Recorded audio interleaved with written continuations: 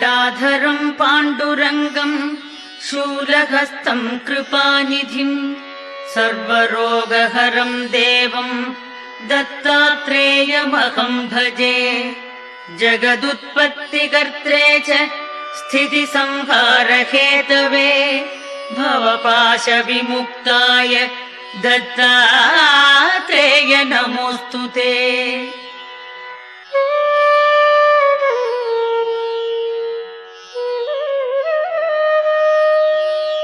जराजन्म विनाशाय देहशुद्धिकराय च दिगम्बर दयामूर्ते दत्तात्रेय नमोऽस्तु ते।